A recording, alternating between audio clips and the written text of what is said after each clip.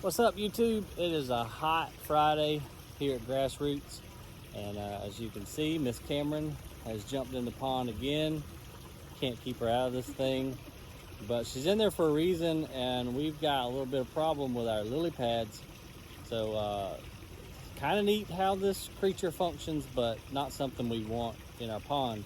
So we've got a China Mark moth that has been laying eggs on the lily pads, and then the larva, once it hatches, those little guys take and chew some of the leaf, which I'll show you in a minute, and make little boats. I was reading where some people call them China boatmen, but they're kind of jacking up our lily pads, so we're having to get them out. But we'll flip around and show you these little guys. All right, Miss Cameron, show us our little China boat they guy. go on the bottom of the leaves and they kind of suction to it. Ah. And then when you open it up, you can see, I think it's the pupa actually. Yeah, that's the little pupa larva. Well, you're the college kid. I'm sure you're using the right. I don't know.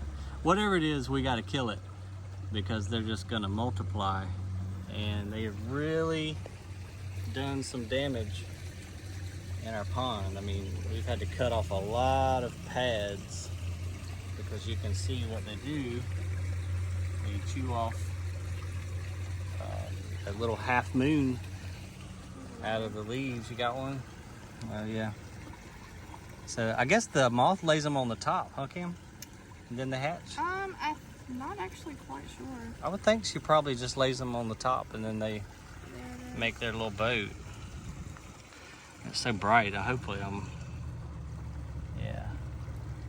It's cool. I mean, how they build a boat and kind of just float around, but not what we want in our pond.